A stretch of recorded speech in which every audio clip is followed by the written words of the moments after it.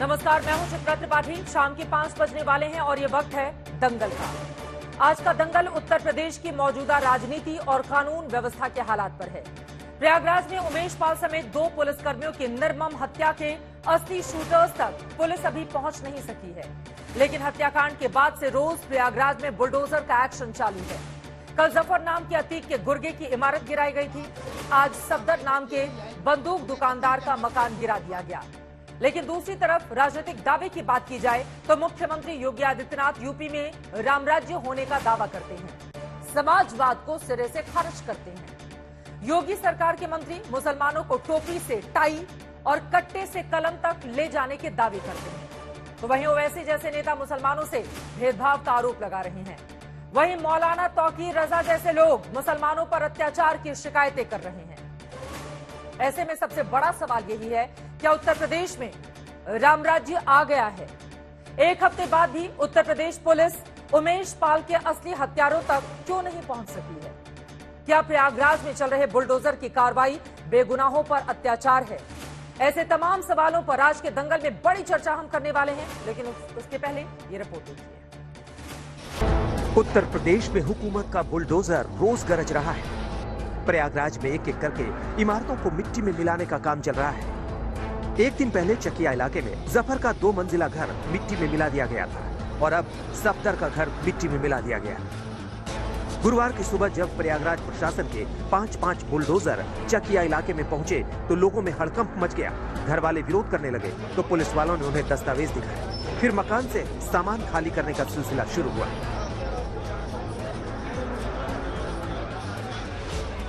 ये जो सामने आप देख रहे हैं ये घर है, ये सफदर अली का, और ये बुलडोजर भी आपको सामने नजर आ रहा होगा। इसी बुलडोजर से गिराया जाएगा और 5 बुलडोजर ऐसे बुलाए गए हैं। पुकलैंड मशीन भी है। पुकलैंड मशीन जब बड़े इमारतों को गिराना होता है तब उसका इस्तेमाल होता है और यहाँ पर स्थानीय पुलिस फोर्स मौजूद है। सफदर अली की बात करें तो सफदर अली का अपना गन हाउस है, SS एक गन हाउस है यहाँ पर प्रयागराज में ही, और बताया जा रहा है कि सफदर अली का जो मकान है ये उनके दोनों बेटों के नाम पर दर्ज है। पुलिस सूत्रों के मुताबिक इस मकान के मालिक सफदर अली की बंदूक की दुकान है और इसने अतीक अहमद के गुर्गों को असलहे मुहैया कराए थे। सफदर अली इन आरोपों से साफ इनकार करते हैं। तो ये किसी ने गलत शिकायत करके करवाया है। आप पर आरोप है कि आप अतीक अहमद गैंग को सप्लाई करते हैं। कभी नहीं, अगर एक रजिस्टर दिखा रहे हैं, अगर एक निकल जाएगा तो हम अपनी जबान कटवा देंगे। प्राधिकरण और प्रशासन सफदर अली की अवैध इमारत का नोटिस देने का दावा कर रहा है, जबकि सफदर के बेटे कह रहे हैं कि उन्हें कोई नोटिस नहीं मिला है। कभी नोटिस दिया गया? नहीं भाई, कोई आप लोगों को प्रयागराज विकास प्राधिकरण ने नोटिस? नहीं, कभी नहीं। अब क्या कह रहे हैं, कब खाली करना है?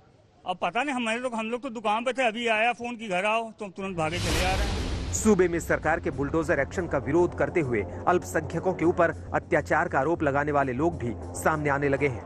इत्तेहाद मिल्लत काउंसिल के प्रमुख मौलाना तौकीर रजा ने मुस्लिमों के खिलाफ जुर्म के विरोध में दिल्ली मार्च का ऐलान कर दिया है।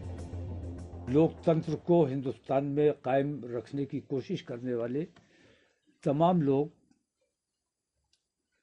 अपने अपने इलाकों से निकलकर दिल्ली पहुंचेंगे। 15 तारीख से इंशाल्लाह हमारा इरादा है कि बरेली से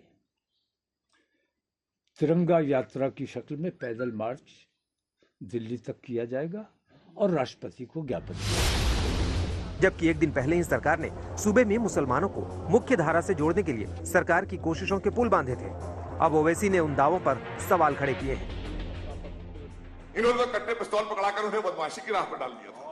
हम उनके हाथ में कलम देकर और गले में टाई लगाकर उनको हम भेज रहे हैं। ये तो टोपी लगाकर सिर्फ उनसे वोट लेना चाहते हैं।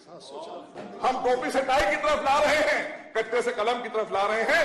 अच्छा, पहले प्रधानमंत्री को टाई तो पहनाओ, टाई नहीं पहनते वो बेचारे,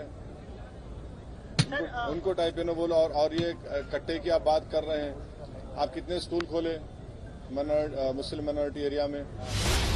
हालांकि उत्तर प्रदेश की योगी सरकार सबका साथ, सबका विश्वास और सबके प्रयास का दावा करती है, लेकिन ये भी कहती है कि इस मुल्क को समाजवाद नहीं चाहिए। यह देश राम राज्य से ही चलेगा। राम राज्य की अवधारणा को पूरा करने और उसकी आधारशिला बनने जा रहा है यह बजट। इस वर्ष भगवान राम का भव्य मंदिर निर्माण होने जा रहा है।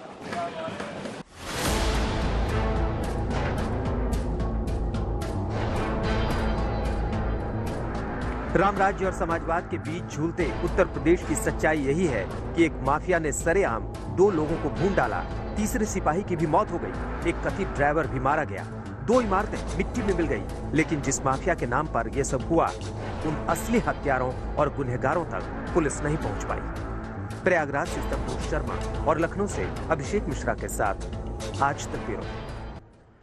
असली गुनहगारों तक पुलिस कब पहुंचेगी, सवाल कई हैं, जिसको लेकर दंगल में बड़ी चर्चा हम करने वाले हैं। खास मेहमान जुड़ चुके हैं, उनका परिचय आपसे करवा देती हूं। राकेश त्रिपाठी जी, आप प्रवक्ता हैं भारतीय जनता पार्टी के। अखिलेश प्रताप सिंह जी, आप प्रवक्ता हैं कांग्रेस पार्टी के।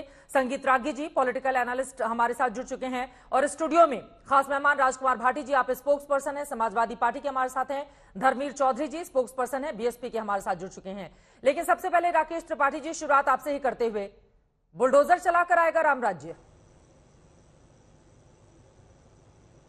देखिए चित्रा जी, ये बात स्पष्ट है कि राम राज्य का मतलब यही होता है जहां कोई निर्भय न हो, जहां सब लोग निर्भय हो, किसी को किसी प्रकार का कोई कष्ट न हो, वही राम राज्य है।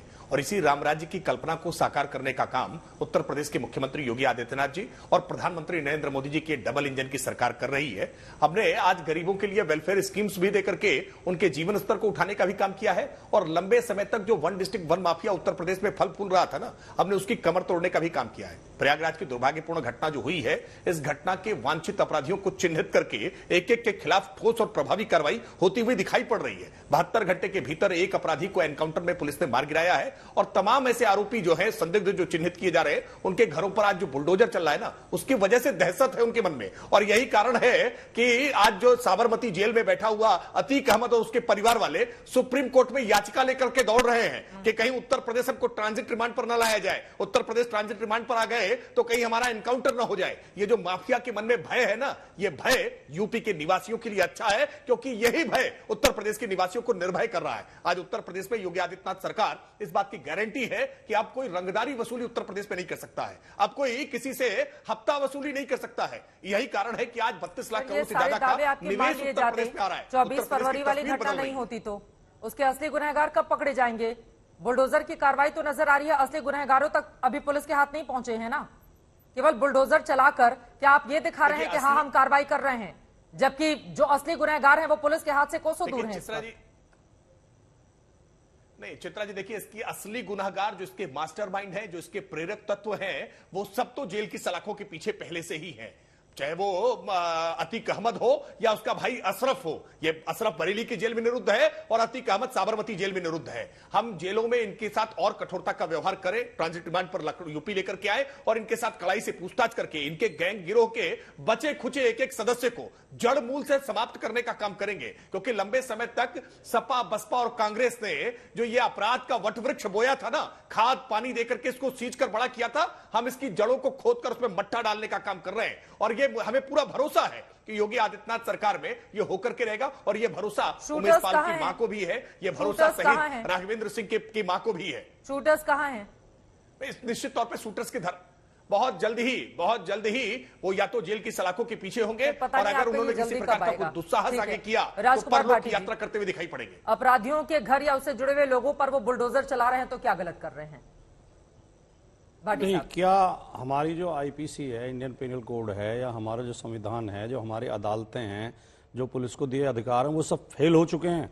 संवैधानिक रास्ता खत्म हो चुका है, कानून का रास्ता खत्म हो चुका है, कानून अपर्याप्त है व्यवस्था बनाने में, तो तब गैर कानूनी रास्ते अपनाए जाते हैं। क्या ये मान लिया जाए कि अब सरकारें गैर कानूनी रास्ते अपनाएंगी? पहले केवल अपराधी अपराध करते थे उत्तर प्रदेश में, अब अपराधी भी अपराध करते हैं, फिर पुलिस एक अपराध करती है।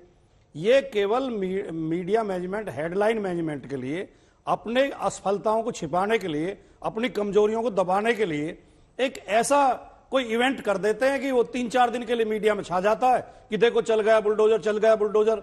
ये जो दावे कर रहे थे, असली बात तो यह कि ध्यान देने की बात इसमें जरूरत है कि जो बीजेपी सरकार लगातार दावे कर रही थी कि उत्तर प्रदेश से अपराधी या तो उत्तर प्रदेश छोड़ के जा चुके हैं या जेलों के अंदर हैं, कोई अपराधी नहीं बचा, तो ये कहां से रोजाना सड़कों पर गोलियां चल रही हैं, बम बरसाए जा रहे हैं, लोगों की हत्याएं की जा रही हैं। आप हत्या होने से तो रोक नहीं पा रहे हैं, अपराध रोक नहीं पा रहे हैं, आप एक और गैर कानूनी काम कर देते हैं। और चित्रा जी, में बहुत जिम्मेदारी से आप पत्रकार हैं, आपको जानकारी भी होगी, बहुत सारे केस पुलिस में ऐसे होते हैं, अरेस्टिंग ऐसी होती हैं जो बाद में फर्जी सिद्ध होती हैं। क्राइम किसी ने किया, गिरफ्तार किसी को कर लिया संदेह के आधार पर, नाम लेने के आधार पर। क्या जिनके ऊपर एक्शन 24 घंटे के अंदर आप कर देते हैं, अगर बाद में पता चला कि गलत एक्शन हो गया तो क्या उसकी भरपाई कर पाएंगे आप? भरपाई करेंगे? दूसरी बात, अगर आपकी सरकार इतनी सक्षम है और रामराज आ गया तो उत्तर प्रदेश में लगातार अपराध क्यों बढ़ रहे हैं? यही नोएडा में पिछले 3 दिन की मैं 3 घटनाएं बता देता हूं। यही बराबर में गांव है, उसमें 15 गोलियां चली हैं जमीन के कब्जे को लेकर, प्लॉट को लेकर, धड़ाधड़ गोलियां चल रही हैं, लोग वीडियो बना रहे हैं। उधर जो है ग्रेटर नोएडा में इकोटेक थाने में एक लड़के को पुलिस में थाने में लाकर इतनी पिटाई की, उसकी घर जाकर उसने फांसी लगा ली, 16 साल का लड़का। और एक और उधर जारचा थाने में 70 वर्ष के ब्राह्मण थे, वो गांव के प्रधान रहे, खीमचंद शर्मा जी, उन्हें पुलिस ने इतना उत्पीड़ित किया कि जहर खा लिया उन्होंने, कल ही उनकी मौत हो गई। ये रामराज है? अगर ये रामराज है तो रावण राज क्या होता है? लोग दुखी हैं, उत्तर प्रदेश का स्तर हर क्षेत्र में गिरता जा रहा है। ठीक है, राकेश त्रिपाठी जी, उनके सवालों पर जवाब दीजिए।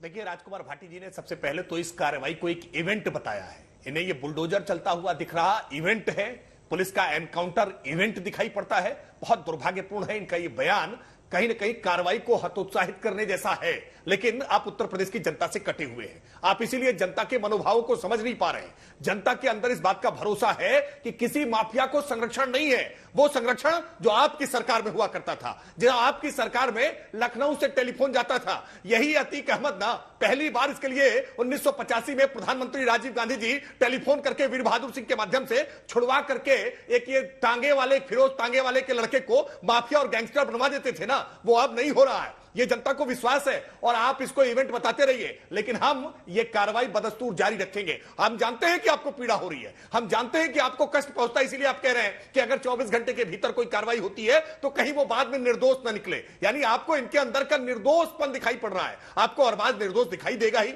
आपको जिनके ये भवन टूट रहे हैं, ये भवन तोड़ने की कार्रवाई इलीगल दिख रही है, इलीगल भवन नहीं दिखाई दे रहे हैं। देखिए, ये बुलडोजर इलीगल तरीके से नहीं चल रहा है, बुलडोजर विधि की परिधि के दायरे में चल रहा है, लेकिन इलीगल बिल्डिंग्स पर चल रहा है, बेनामी संपत्तियों पर चल रहा है, अपराधियों की संपत्तियों पर चल रहा है, और ये चलता रहेगा। आपको अगर समस्या है तो कोर्ट के दरवाजे खुले हैं, आप पहले भी गए हैं ना, आपने प्रयास किया तो है कि कोर्ट से इस कार्रवाइयों को रुकवा दें, लेकिन हाईकोर्ट और सुप्रीम कोर्ट ने ऐसे मामलों में हस्तक्षेप से मना किया, क्योंकि अपराधियों के अवैध निर्माण को मिट्टी में मिलाना जरूरी है। तो वहां पर वारदात हो जाए, उसके बाद जिन लोगों ने अवैध निर्माण किया है उनके घर पर बुलडोजर चल जाए, इसका इंतजार कर रही है क्या सरकार? लेकिन आपने जो सवाल खड़े किए हैं, ये बात तो सच है ना। अब बीजेपी का बार बार ये कहना है कि समाजवादी पार्टी के राज में जो अपराधी थे उनको तो संरक्षण मिला हुआ था। कम से कम बीजेपी आई है, जिन लोगों ने जो अपराध कर रहे हैं वो अपराध करने के साथ ही साथ ऊपर जाने की अपनी व्यवस्था भी कर रहे हैं। देखिए, अभी कल ही ये बात कही गई है। सच घटे या बढ़े, सच नहीं रहता, झूठ की कोई इंतहा ही नहीं। जब झूठ बोलता है आदमी तो इसी तरह फंसता है, जैसा राकेश जी बोल रहे हैं। ये दो बात कह गए, पहली बात तो ये कह गए कि हत्या की वजह से घर गिराया गया, दूसरा कह रहे हो गैर कानूनी बना हुआ। तो पहले एक बात पे कायम रहिए, या तो वो हत्या की वजह से गिराया गया है, माफियाओं के खिलाफ कार्रवाई है, या वो अवैध बना हुआ। तो पहले एक बात कहिए आप, दोनों बातें सही नहीं हो सकती। दूसरी बात, ये सबसे बड़ी कमजोरी आदमी की होती है कि जब वो घिरने लगता है, जवाब नहीं दे पाता, तो इतिहास में चला जाता है। उस समय तो ऐसा होता था, कभी राजीव गांधी का नाम लेंगे, कभी नेहरू जी का नाम लेंगे, कभी अखिलेश जी का नाम लेंगे। अरे मैं वर्तमान में बता देता हूं, आपके जो 250 विधायक हैं उनमें से 111 के खिलाफ आपराधिक मुकदमे हैं। आपके 52 मंत्रियों में 22 आपराधिक रिकॉर्ड है, उनके गंभीर आपराधिक मुकदमे हैं। आपके मुख्यमंत्री के खिलाफ 12 मुकदमे थे जो उन्होंने खुद वापस ले लिए। उप मुख्यमंत्री के खिलाफ मुकदमे हैं।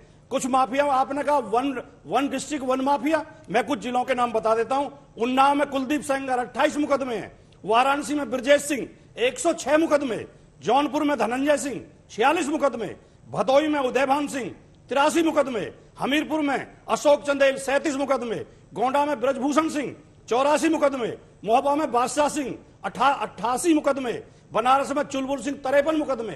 किसी के घर बुलडोजर तो छोड़ो, साइकिल भी गई क्या? साइकिल पर एक सिपाही चला जाता, होमगार्ड चला जाता, गया।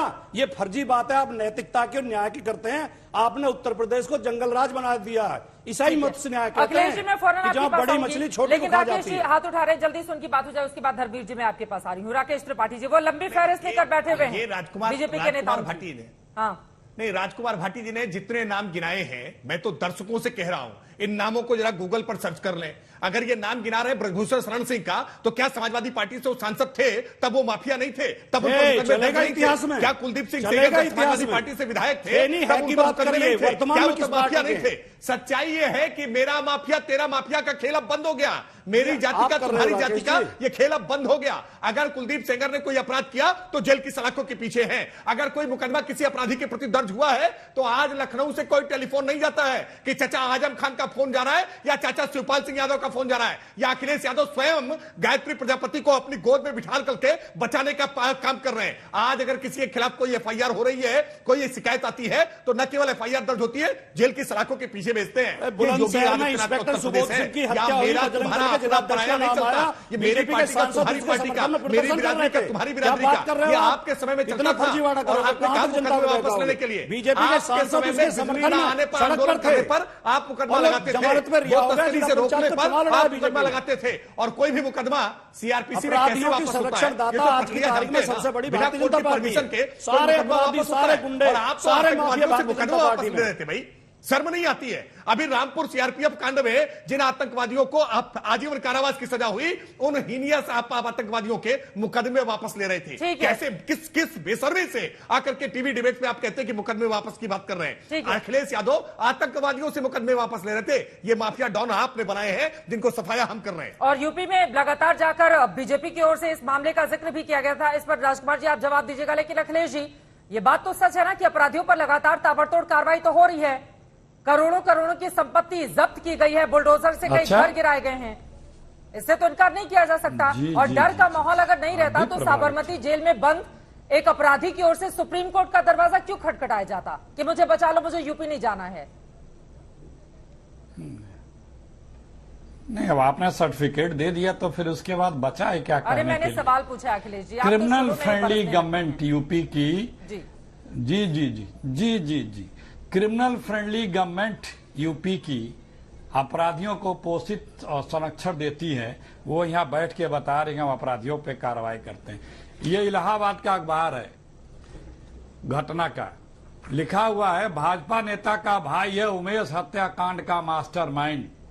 एफआईआर में जिस गुलाम नामक शख्स को नामजद किया गया वो भाजपा के अल्पसंख्यक मोर्चा के महानगर अध्यक्ष राहिल हसन का भाई है।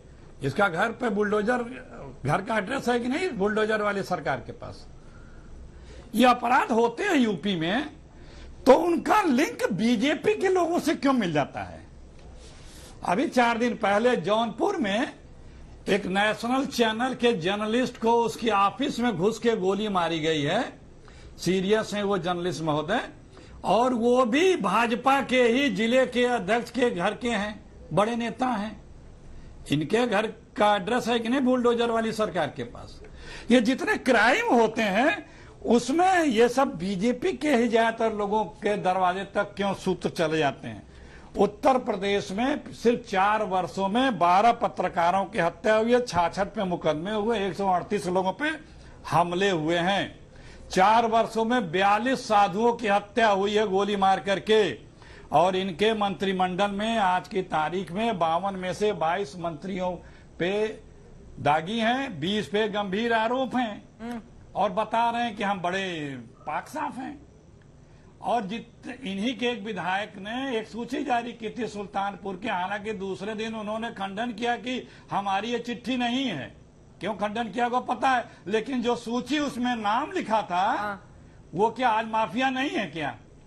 उन्होंने पूछा था अपनी सरकार से। और इन्हीं के विधायकों ने पिछले रिजीम में 270 विधायकों ने पूरी रात विधानसभा में धरना दिया था कि प्रदेश की कानून व्यवस्था ध्वस्त है, यहाँ एक पक्षी माफियाओं को संरक्षण दिया जा रहा है। ये सब इन्हीं की सरकार में हो चुका है। और ये अभी 2 महीना पहले सुप्रीम कोर्ट ने एक ऑर्डर जारी किया था उत्तर प्रदेश सरकार को, डीजीपी, यूपी के डीजीपी, होम सेक्रेटरी को और दिल्ली सरकार को और ये उत्तराखंड सरकार को कि आप ये जो है, ये है ऑर्डर की कॉपी, कि आप जो ये हेट स्पीच देने वाले हैं इन पे बिना, ठीक ने बात सुनिए पूरी, इन पे बिना किसी सरकार के दबाव या किसी कंप्लेंट के आप एफआईआर लिखें और कार्रवाई करें, वरना बड़ा बुरा होगा। लेकिन उसके बाद भी यूपी में तमाम भाजपाइयों के वीडियो आप ही लोगों के चैनल और सब जगह दिखने को मिलता है कि कैसे कैसे धमकाने, मारने, काटने का और इस तरह से प्रवोक करने के भाषण देते हैं। राकेश जी, आप इसका जवाब दीजिएगा। दो और लोग बहुत देर से बैठे हुए हैं, उनकी मैं टिप्पणी ले लेती हूँ। धर्मेंद्र चौधरी जी स्टूडियो में है, संगीत राठी जी हमारे साथ बाहर से बैठे हुए हैं। धर्मेंद्र चौधरी जी, आपके पास आते हुए, लेकिन ये बात भी सच है ना कि बुलडोजर वाले बाबा के नाम पर उत्तर प्रदेश की जनता ने उनको चुनकर भेजा है, तो बुलडोजर की कार्रवाई हो रही है। अब अतीक अहमद का जो मैंने उदाहरण दिया कि डर का माहौल तो है, और जिसके घर पर बुलडोजर चल रहा है, अवैध निर्माण की भी बात कही जा रही है, उसके ऊपर आरोप है कि उसकी असलहे की दुकान है और वो अवैध सप्लाई इन लोगों को किया करता था, तो इस वजह से बुलडोजर चलाया जा रहा है। नहीं, चित्रा जी, कानून से ऊपर कोई अपराधी नहीं हो सकता, और जो अपराधी है उसकी सजा कानून के दायरे में जेल की सलाखों के पीछे है। लेकिन जब उत्तर प्रदेश के चुने हुए मुख्यमंत्री संविधान की शपथ लेकर के ये भाषा बोले कि ठोक देंगे और मिट्टी में मिला देंगे, तो ये चुने हुए मुख्यमंत्री की भाषा नहीं हो सकती और एक संत की नहीं हो सकती, संत की नहीं हो सकती। चित्रा जी, मुझे बोलने दीजिए। और आप उत्तर प्रदेश में 2-4 माफियाओं को लेकर के, गुंडे बदमाशों को लेकर के पूरे समाज को प्रताड़ित करने का काम करें, उनको भय में रखने का काम करें, तो यह भी न्याय उचित नहीं है। अगर इस देश में संविधान है, इस देश में कानून है, तो कानून को अपना काम करने दीजिए। लेकिन आज दुर्भाग्य यह है कि उत्तर प्रदेश में कानून का राज खत्म हो चुका है और बदमाशों के दिमाग से, दिल से पुलिस का, सरकार का भय, इकबाल खत्म हो चुका है। इसीलिए ये शूटिंग की तरह, पिक्चरों की तरह बुलडोजर जाता है और वहां पर मां बेटी को राख में मिला दिया जाता है। दूसरी सीन आता है तो धाड़ धाड़ धाड़ करके जो है बम फेंके जाते हैं। तो ये उत्तर प्रदेश क्या क्या क्या दिखाना चाहता है? जो बम फेंके जाते हैं, शाइस्ता तो आप ही की पार्टी के नेता हैं, और जिस घर में वो मौजूद थी, कहा जा रहा है कि शूटर्स ने बम से हमला किया, मारा, और उसके बाद जाकर रात में मीटिंग की है उनके साथ। ये भी बात तो सच है ना? अगर आप ही सुप्रीम कोर्ट है, आप ही सुप्रीम कोर्ट है चित्रा जी, आप ही सुप्रीम कोर्ट है और ये आज तक सुप्रीम कोर्ट है, तो ठीक है। अगर जो खबर है उस पर सवाल तो पूछा जाएगा ना, चुपते हुए सवाल पूछ रहे हो, दिक्कत क्यों होती है आप लोगों को? बहन कुमारी मायावती जी ने बहुत पहले ट्वीट करके क्लियर किया कि अगर शाइस्ता परवीन इसमें दोषी पाई गई तो निश्चित पार्टी से बाहर का रास्ता दिखाया जाएगा। लेकिन मैं राकेश त्रिपाठी और बड़े भाई बैठे हैं ये भाटी जी, मैं इनसे पूछना चाहता हूं कि ये कौन सी प्रतियोगिता करा रहे हैं? गुंडों की, बदमाशों की? ये अतीक अहमद किसकी पार्टी से सांसद बना था? ये किसकी पार्टी से विधायक बना था? और ये 4000 दंगों का इतिहास है भाटी जी का। और आज जो परिस्थिति उत्तर प्रदेश में चल रही है, इसके लिए ये जो राकेश त्रिपाठी जी के जो बाबा मुख्यमंत्री है, ये जिम्मेदार है, क्योंकि इनका काम घंटा बजाना था गोरखपुर मंदिर में, और संविधान ने इनको जो है शपथ दिला दी मुख्यमंत्री की। अब इनसे मुख्यमंत्री का पद नहीं संभल रहा और न इनसे कानून व्यवस्था संभल रही। इस प्रदेश में बहन कुमारी मायावती मतलब क्या? जैसे गोरखपुर से 5 बार वो सांसद भी चुने गए। घंटा बजाने वाले योगी को ही अगर लोग सांसद चुनकर भेज रहे हैं और प्रदेश चलाने में जमीन आसमान का अंतर है। उन्होंने ही 5 साल प्रदेश चलाए, उसके बाद उनको चुना गया ना। रोते हुए भी देखा था मैंने, योगी आदित्यनाथ जी को लोकसभा में रोते हुए भी देखा। किस वजह से? किस वजह से? पूछ लीजिए ना, राकेश त्रिपाठी बैठे हैं, याद है, आप बता पूछ लीजिए, राकेश त्रिपाठी बैठे हैं। जब ये इनकी जान को जो है लाले पड़ रहे थे ना, तो ये बुलडोजर भूल गए थे, कानून भूल गए थे ना, और गलत तरीके से उन्होंने आरोप लगाया था कि सरकार की ओर से उनको प्रताड़ित किया जा रहा है संविधान की शपथ लेकर के कि मेरी जान को खतरा है। तो मैं घंटा बजाने वाला कोई मुख्यमंत्री अच्छा नहीं हो सकता है? ये कौन सी भाषा है धर्मवीर जी? नहीं, घंटा बजाया जा करके इनसे प्रदेश नहीं समझ, घंटा बजाए तो उन्हीं को तो चुन के भेज रही है ना जनता। यहाँ पर उनको ही तो चुन बहन कुमारी मायावती बीजेपी कह रही है वो दूसरे तरीके से बजा रहे हैं, अपराधियों पर तो लोगों को दिक्कत हो रही है। जो बहन जी ने 4.5 महीने की सरकार में 1.5 लाख से ज्यादा अपराधियों को, आप लोगों ने शाइस्ता से पूछा कि जिस समय हत्याकांड हुआ था रात में उन शूटर्स के साथ वो मीटिंग क्यों कर रही थी? आपकी नेता है, क्या आप लोगों का ये फर्ज नहीं बनता है? क्या बुलाकर पूछा गया है कि जो आरोप लगे हैं वो सही है या गलत है? मीडिया रिपोर्ट है, मीडिया रिपोर्ट, जांच वही पुलिस कर रही है, उसी के हवाले से ये खबरें सामने आई हैं। रिपोर्ट जो है ना, ये मीडिया पूरा साथ ढपली दे करके बाबा का साथ दे रहा है, लेकिन ये कानून का साथ नहीं दे रहा है, ना ये जनता का साथ दे रहा है। और मुझे इस बात का दुख है चित्रा जी कि आपका चैनल देश का सबसे बड़ा चैनल है, कम से कम आप निष्पक्ष बात करिए। और आपको बिठाया है स्टूडियो में, और राकेश जी तो बाहर बैठे हुए हैं, आप दो विपक्ष के चेहरे स्टूडियो में बैठे हुए हैं, निश्चित कार्रवाई होगी। निष्पक्षता का प्रमाण और क्या दे सकती हूं? मुझसे क्वेश्चन करने की बजाय आप ये पूछिए कि इनके हम तो यही पूछ रहे हैं ना कि यूपी में चला बुलडोजर आ गया राम राज्य, पार्टी से कब निकालेंगे? 71 एमएलए भाटी जी की पार्टी में दागी है, उनको कब निकालेंगे? ठीक है, भाटी जी जवाब देंगे, लेकिन संगीत रागी जी से एक जल्दी से टिप्पणी। वो सवाल उठा रहे तो क्या गलत कर रहे हैं? वो कह रहे हैं कि अगर योगी राज में ही इस तरह से वहां पर हत्याएं हो रही हैं और अपराध बढ़ रहा है तो उसका जवाब तो सरकार को देना पड़ेगा ना, संगीत रागी जी। देखिए चित्रा जी, योगी जी उत्तर प्रदेश नहीं संभाल रहे होते तो उत्तर प्रदेश की जनता उनको दोबारा मैंडेट देकर के नहीं लाती। दूसरी बात ये कह रहे हैं कि माफियाओं का डर खत्म हो गया है। यदि माफियाओं का डर खत्म हो गया होता तो अतीक अहमद एक समय जब उनको अहमदाबाद जेल भेजा जा रहा था तो कहते थे कि हमें उत्तर प्रदेश ही रहने दिया जाए, हमें अहमदाबाद मत भेजिए। और अब जब उनको अहमदाबाद से लखनऊ ट्रांजिट करने की बारी आ रही है तब कह रहे हैं कि नहीं, हमको किसी सुप्रीम कोर्ट में गुहार लगा रहे हैं कि हमको उत्तर प्रदेश नहीं भेजा जाए, हमको प्लीज बीच में बीजेपी के प्लीज कौन है ये कौन है? ये बाबा के प्लीज बीच में मौसेरे भाई है, ये कौन है? ये कौन है? ये कौन सी राजनीति का कार्यकर्ता है? क्या राजनीतिक विश्लेषक है? ये कहाँ की राजनीति जानते हैं? ये राजनीति कहाँ की जानते हैं? बोलने दीजिएगा तभी तो आपको ये कौन है? ये किस हैसियत से बैठे हुए को क्या होते हैं राजनीतिक विश्लेषक? ये किसी राजनीतिक पार्टी के कार्यकर्ता नहीं है और इनको आपने राजनीतिक विश्लेषक बना दिया। और ये बाबा जी की घंटी बजा रहे हैं यहाँ पर, उनकी ढपली बजा रहे हैं यहाँ पर। ढपली बजाइए जाकर के गोरखनाथ की पीठ में और उस मंदिर में। आपकी बात बोलिएगा, उनको बोलने दीजिए। 33 करोड़ लोग प्रोग्राम को देख रहे हैं और ये बहुत महत्वपूर्ण मुद्दा है। ये एक समाज की अस्मिता से जुड़ा हुआ मुद्दा है। ये गुनाहगारों को जेल की सलाखों के पीछे भेजने का मुद्दा है। मुलायम सिंह यादव बहुत अच्छी तरीके से जानते थे कि मऊ दंगे में मुख्तार अंसारी की क्या सिर्फ कौन सी भूमिका है, लेकिन मऊ दंगे के अपराधी को मुलायम सिंह यादव समझते थे कि उनकी पार्टी के लिए वो वोट बैंक खड़ा कर रहा है। कांग्रेस पार्टी इमरान मसूद को लेकर के आती है और ये सारे गुंडे, नामी गुरामी गुंडे, 1, 2, 10 दर्जन से ज्यादा मुकदमे हैं अतीक अहमद के खिलाफ।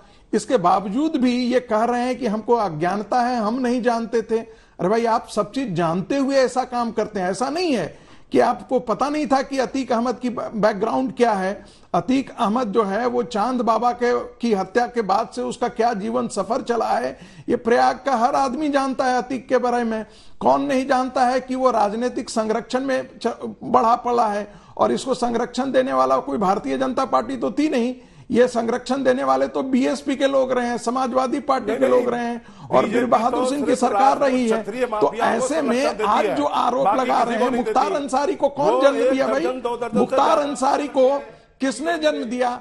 बाटला हाउस इनकाउंटर में मारे जा रहे आने वाले आतंकवादियों को सोनिया गांधी जाकर के आंसू बहाती है उन पर, दिग्विजय सिंह आंसू बहाते हैं। तो ऐसे रेडिकल तत्वों को, ऐसे गुंडे बदमाशों को संरक्षण, एक समय गुंडे बदमाशों का जो संरक्षण था वो इमरजेंसी काल के बाद से शुरू हुआ था। उसको संजय कल्चर ही कहा जाता था क्योंकि वो माफियाओं और डॉन लोगों का गिरोह हुआ करता था।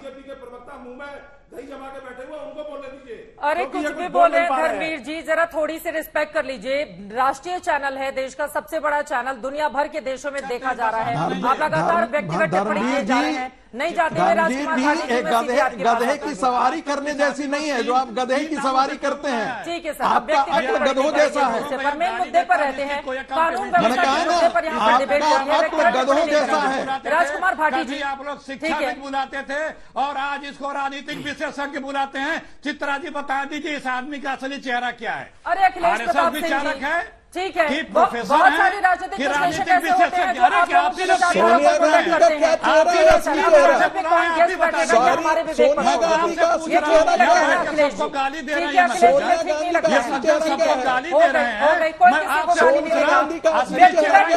सभी का ऑडियो डाउन किया जाए। कोई टिप्पणी नहीं करेगा। जिस मुद्दे पर यहाँ पर चर्चा के लिए बैठे हुए हैं उस मुद्दे पर बात होगी और एक दूसरे के बीच में कोई नहीं बोले तो वो ज्यादा ठीक होगा। राजकुमार भाटी जी, धर्मवीर जी भी कह रहे हैं कि 4000 दंगे आपके शासनकाल में हुए थे। वहीं दूसरी तरफ अतीक अहमद तो आप ही की पार्टी का रहा है ना, जेल में बंद है, उनकी पत्नी इनकी पार्टी में है। तो अगर उनके खिलाफ एक्शन नहीं ले सरकार तो क्या करे? फिर एक्शन ले रही है तो भी दर्द हो रहा है। आप बहुत सजग पत्रकार हैं, आपकी नजर में होगा, आपको याद होगा कि 2016 में अतीक अहमद समाजवादी पार्टी में शामिल होना चाहते थे, अखिलेश यादव जी ने मना कर दिया था। 2011 में मुख्तार अंसारी शामिल होना चाहते थे, अखिलेश जी ने साफ मना कर दिया। डीपी यादव शामिल होना चाहते थे। हमारे नेता अखिलेश यादव जी अपराधियों को पसंद नहीं करते हैं, न उन्हें संरक्षण देते हैं, और समाजवादी पार्टी ऐसे किसी माफिया को संरक्षण नहीं देती। छोटी सी टिप्पणी कर दूं, दूसरी बात, बड़े नेता, एक छोटी सी टिप्पणी जी बताओ। अब गाजीपुर के जो सांसद हैं उनकी पार्टी को समर्थन देने के लिए तो आप ही लोग चले गए ना, बीएसपी और समाजवादी पार्टी के। मतलब कई बार आप दोनों एक दूसरे के साथ हो जाते हैं सत्ता की मलाई के लिए, कई बार एक दूसरे के खिलाफ खड़े हो जाएंगे, तो जनता को समझ में नहीं आ रहा है ना कि सपा और बीएसपी के बीच ये जो रिश्ता है वो क्या कहलाता है। जिस पार्टी को इशारा कर रही हमारा है इनसे कोई रिश्ता नहीं है, उनकी भी यही मजबूरी है, हमारा कोई रिश्ता नहीं है इनसे। और धर्मवीर जी की भी यही मजबूरी है। इन्हें ऑफिस से समझा के भेजा जाता है कि जितना हमला बीजेपी पे करो उससे थोड़ा ज्यादा समाजवादी पे करना, वरना शाम को नोटिस आ जाएगा, घर पे ईडी आ जाएगी, बहन जी बहुत दुखी है, सीबीआई आ जाएगी। तो लेकिन मैं एक बात कहना चाहता हूँ, जो आपने सवाल पूछा, जुगलबंदी करने का है और कानून को तोड़ने का है, ये दोनों लोकतंत्र के दुश्मन है। सर 19 में तो नजर नहीं आ रहा था ना, बुआ वाला जब राग चल रहा था, तो राकेश त्रिपाठी जी को और उनकी पार्टी को मैं ये याद दिलाना चाहता हूँ कि आपकी सरकार को 6 साल हो गए हैं, 6 महीने नहीं हुए हैं। पुरानी पार्टियों पर, पुरानी सरकारों पर आरोप लगाते हुए केवल सरकारें 6 महीने तक अच्छी लगती हैं। 6 साल में अगर आप उत्तर प्रदेश को नहीं संभाल पाए और माफिया आपके काबू से बाहर है, अपराधी आपके काबू से बाहर हैं, तो आप इसका मतलब अयोग्य हैं, आप शासन चलाने लायक नहीं हैं। उत्तर प्रदेश में लगातार अपराध बढ़ रहे हैं। उत्तर प्रदेश महिलाओं के प्रति अपराध में नंबर 1 पर है, एनसीआरबी के आंकड़े बता रहे हैं। रेप में उत्तर प्रदेश 30 नंबर पर है, हत्या में उत्तर प्रदेश 2 नंबर पर है। उत्तर प्रदेश जातीय विद्वेष में, जातीय घृणा में और जातीय उत्पीड़न में नंबर 1 पर है। और ये तमाम जो रिपोर्टें आई हैं, आरबीआई की रिपोर्ट है कि जो विकास दर है उत्तर प्रदेश की वो 21वें 22वें नंबर पर है। वो 1 ट्रिलियन इकोनॉमी बनाने का सपना तो दिखा रहे हैं ना, नहीं तो और साथ ही उनका ये कहना है कि समाजवाद नहीं चाहिए, सपना ही उत्तर प्रदेश के लिए राम राज्य ही सबसे बेहतर है। चित्रा जी, वो तो इनका इतना चिंताजनक बयान है। दुनिया भर में जो पूंजीवादी देश है, अमेरिका, यूरोप के देश भी समाजवाद का विरोध नहीं करते हैं, वो भी समाजवाद, अपने आप को समाजवादी कहते हैं, वो भी गरीबों के लिए नीतियां लागू करते हैं। योगी जी का जो बयान है वो इतना अदूरदर्शी और अज्ञानता भरा है कि समाजवाद अमीरों को गरीब बनाता है, गरीबों को गुलाम बनाता है। योगी आदित्यनाथ जी ने अपने भाषण में एक चौपाई उद्धृत की थी तुलसीदास जी की, सब नर करहि परस्पर प्रीति चलहि निज धर्म निरत श्रुत नीति। इसका अर्थ क्या है? सब आपस में प्यार से रहें और अपने अपने धर्म का पालन करें। ये बीजेपी कहां चाहती है? बीजेपी तो एक वर्ग की तानाशाही चाहती है, दूसरे वर्गों को दबाना चाहती है। कौन से वर्ग की चाहती है? अब आज ये तो मानस आपको की भी पता चौपाई है, आप हमें पढ़ भी रहे हैं, पता आप है। ही के नेता मानस का विरोध कर रहे हैं, प्रतिया जला रहे हैं। मानस का विरोध नहीं कर रहे हैं, खुद चौपाइयों का विरोध। रामचरितमानस को जलाया जा रहा है, जिन चौपाइयों में जो जला रहे हैं, बहुमत को अपमानित किया गया है, जिन चौपाइयों में स्त्रियों को अपमानित किया गया, बहुमत को अपमानित किया गया, केवल उन चौपाइयों का विरोध है। न मानस का विरोध है, न तुलसी का विरोध है, न धर्म का विरोध है। गुलामी से मुक्ति का ग्रंथ है रामचरितमानस, योगी आदित्यनाथ का बयान है। नो, योगी आदित्यनाथ तो हमेशा ही झूठ बोलते हैं, उन्हें तो झूठ बोलने का सर्टिफिकेट प्राप्त है और गुमराह करने वाली बात करते हैं। इन्होंने, योगी जी ने हमारे, ठीक है, सम्मानित हैं, उसके मठ के मठाधीश हैं, मुख्यमंत्री हैं, मुख्यमंत्री के तौर पर, मठाधीश के तौर पर हम आदर करते हैं, लेकिन उन्हें ज्ञान नहीं है। न उन्होंने संविधान पढ़ा है, न उन्होंने धर्म ग्रंथ पढ़े हैं, न उन्हें सोशल स्ट्रक्चर की समझ है, न सामाजिक न्याय की समझ है, न समाजवाद की समझ। राकेश त्रिपाठी जी, आपको समाजवाद की समझ ही नहीं है। वो कह रहे हैं कि राम राज्य बिना समाजवाद के अधूरा है। क्या फर्क है राम राज्य और समाजवाद में? क्या समझाना चाहती है बीजेपी? देखिए, मानस की एक और चौपाई है, पर उपदेश कुशल बहुतेरे, जे आचरहि ते नर ने घरे रे। देखिए, अभी धर्मवीर चौधरी जी ने सबसे पहले कहा था ना, संत की ये भाषा नहीं हो सकती। मैं उसका जवाब पहले दे दूं, और किस तरह की भाषा का उन्होंने प्रदर्शन किया है आपके दर्शकों ने देखा है। यानी दूसरे को आप उपदेश देने का काम कर रहे हैं और आपकी भाषा स्वयं इतनी खराब है। और विशेष तौर पर गोरक्षनाथ पीठाधीश्वर के नाते जानबूझ करके जिस प्रकार की टिप्पणी की गई है, ये हिंदू समाज स्वीकार नहीं करता है। बड़ी संख्या में करोड़ों लोग गोरक्षनाथ पीठ में अपनी आस्था रखते हैं, और घंटा बजाने वाली जब बात आप कह रहे हैं ना, तो इसके कारण आपको इसका खामियाजा भुगतना पड़ता है। मैं दूसरी बात देखिए, राजकुमार भाटी जी कह रहे हैं कि कब तक आप ट्रैक रिकॉर्ड बताते रहेंगे, कब तक आप पुरानी बातें बताते रहेंगे। तो राजकुमार भाटी जी को जाटों को मरवाया था खट्टर साहब ने हरियाणा के अंदर पुलिस की गोली से, वो हिंदू नहीं थे। सुन लीजिए, ठीक है सर, उनको बोले नहीं, अभी भाई आप आचरण पे अभी उपदेश दे रहे थे, आचरण का अपना आचरण ठीक रखना चाहिए। देखिए, राजकुमार भाटी जी कह रहे हैं कि पुराना ट्रैक रिकॉर्ड क्यों बता रहे हैं। राजकुमार भाटी जी को मालूम होना चाहिए कि मुकदमे का जब भी ट्रायल होता है ना क्रिमिनल मसलों में, तो उसमें क्रिमिनल हिस्ट्री जरूर देखी जाती है। बिना क्रिमिनल हिस्ट्री देखे कोई भी ट्रायल कंक्लूड नहीं होता है। और इसीलिए क्रिमिनल हिस्ट्री जब जब अतीक अहमद की बात आएगी तो अतीक का अतीत आपको ऐसे ही परेशान करेगा। और आप इस परेशानी के लिए स्वीकार होइए करिए कि आज कह रहे हैं कि ना आज अखिलेश यादव जी को माफियाओं से नफरत है। जब इलाहाबाद में, तत्कालीन इलाहाबाद में कुत्ते के साथ हाथ मिला रहे थे ना अतीक अहमद के, तब वो नहीं जानते थे क्या कि अतीक अहमद का इतिहास क्या है। 1979 से मुकदमों की जो बौछार शुरू हुई थी, सैकड़ा मुकदमा पार कर चुके थे जब अखिलेश यादव जी अतीक अहमद के कुत्ते से हाथ मिला रहे थे। सच्चाई यह है कि आप माफियाओं को पालते रहे, आप माफियाओं को बढ़ाते रहे। उत्तर प्रदेश का कोई ऐसा जिला नहीं है जिस जिले में सांप्रदायिक दंगे न हुए हो, और सांप्रदायिक दंगे में दंगाइयों को बचाने के लिए लखनऊ से टेलीफोन न जाता रहा हो। आज किसी एक भी मामले में बताइए, सबको यह भरोसा है, योगी है तो यकीन है कि कहीं भी अगर कोई आपराधिक घटना होगी तो अपराधी के साथ कठोरता का व्यवहार होगा। किसी नेता की हैसियत इतिहास तो आप बदल नहीं सकते, आपके अंदर वो ताकत नहीं है, आज बचाव कर सके, ये परिवर्तन है। और इस परिवर्तन को जनता महसूस कर रही है, और इसीलिए 37 वर्षों के बाद ये रिकॉर्ड परिवर्तित हुआ है। आप बदल सकते हो ना, मैं बदल सकता हूं, दोबारा कोई नहीं बदल सकता। ये केवल टाइम पास करने के लिए, अरे भाई ये समय गंवाने के लिए समाजवाद आपने डुबो दिया गोमती में। डॉक्टर लोहिया का समाजवाद, डॉक्टर लोहिया से आप कोई सरोकार नहीं रखा आपने। आपका समाजवाद पूरी तरह से परिवारवाद में तब्दील हो गया। और इसीलिए समाजवाद की परिभाषा पहले आप खुद सीखिए, उसको आप अपने अंदर जाप करिए कि स्वयं डॉक्टर लोहिया कहते थे कि जो बात सही है उसे जोर से कहो और जहां हो वहीं से कहो। आपकी पार्टी में आजकल जो लोग सच बोलते हैं ना, उन्हें तो बाहर का रास्ता दिखा देते हैं। डॉक्टर लोहिया आपके साथ कहीं नहीं है, समाजवाद कहीं नहीं है, ये विशुद्ध परिवारवाद है। और अखिलेश जी के बेटों के पास आगे तक जाएगा। मुसलमानों के साथ अत्याचार हो रहा है, दूसरा पक्ष कह रहा है, तौकीर रजा बोल रहे हैं, बाकी विरोधी दल भी कह रहे हैं कि अगर कोई मुस्लिम नाम आ जाए तो फिर बुलडोजर चलाने में आप लोगों को देर नहीं लगती है। इन्होंने हिंदू ही कहां बख्शे हैं? देखिए चित्रा जी, एक बड़ा अपराध पिछले वर्षों में समाजवादी पार्टी ने, बहुजन समाज पार्टी ने और कांग्रेस पार्टी ने करने का काम किया है। उत्तर प्रदेश में विशेष तौर पर मुसलमान नेताओं के नाम पर जानबूझ करके अपराधियों को बढ़ाने का काम किया। चाहे अतीक अहमद हो, चाहे मुख्तार अंसारी हो, चाहे सलीम सोहराब रुस्तम का मामला हो, चाहे खान मुबारक हो, चाहे मुस्तकीम काला हो, चाहे मुकीम काला हो, सिलसिलेवार तरीके से ऐसे तमाम अपराधी गैंगस्टर माफिया है जिनको उन्होंने अपनी पार्टियों से नेता बनाने का काम किया, उनको संरक्षण देने का काम किया। क्या आप मुसलमानों के नायक इन अपराधियों को बनाने का प्रयास करेंगे? निश्चित तौर पर आज देश का मुसलमान आरिफ मोहम्मद खान जैसे मुसलमानों के पीछे खड़ा हो जाएगा, लेकिन ऐसे मुसलमानों के साथ जाने को तैयार नहीं है और इसीलिए सबका साथ सबका विकास जैसे नारे पर भरोसा कर रहा है। वो कह रहे हैं कि मुसलमानों के लिए भी बहुत सारी व्यवस्थाएं योगी सरकार की ओर से की गई हैं और आज ही उनके एक पूर्व मंत्री रहे, उनकी ओर से गिनाया गया है कि टोपी से टाई और यहां पर दूसरी तरफ कट्टे से कलम की तरफ, कट्टे से कलम की तरफ लेकर जाया जा रहा है मुसलमानों को, उसकी पूरी व्यवस्था कर रही है योगी सरकार। इसी का ही ना जी यही व्यवस्था, इसी की व्यवस्था करके उन्हें मंत्री पद से हटा दिया गया था। खैर वो कोई बात नहीं, भाजपा को समाजवाद से नुकसान है, अडानी का साम्राज्यवाद पसंद है भाजपा को, ये तो बात सही है। देखिए भाजपा पे आप लोग खामखा बहस करते हैं, इतनी दूध की धुली पार्टी है। हमारे जो केंद्रीय गृह राज्य मंत्री हैं, थानों से इतने अच्छे अच्छे उनको पुरस्कार मिले हुए हैं, जो थानों से, जो हमारे देश के गृह राज्य मंत्री हैं। अब इससे बड़ा प्रूफ क्या चाहिए?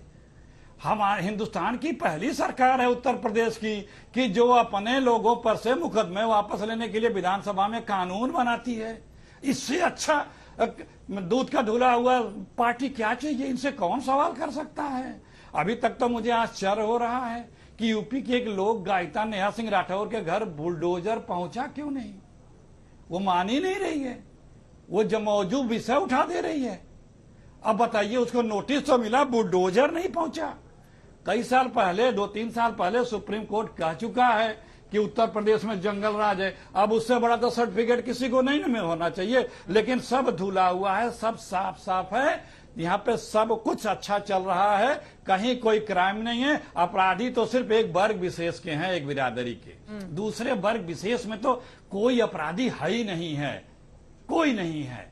बस जो कुछ है, ये जो कह दिए वही सही है, जो कुछ बोल दें वही सही है। ले लेती हूँ, मेरे पास अभी मैंने बताया अखबार की रिपोर्टिंग, जागरण अखबार की, कि इसमें जिनके हाथ हैं, जो मास्टरमाइंड बताया जा रहा है, हाँ। वो भाजपा का है। ठीक है, जब अरेस्ट भी हुआ, उसी की हुई थी, लेकिन क्या हो रहा है? ठीक है सर, नहीं देखिए अखिलेश प्रताप सिंह भी बता रहे हैं कि वो भारतीय जनता पार्टी के नेता का भाई है। अरे भाई, भाई होना किसी का गुनाह नहीं होता है ना।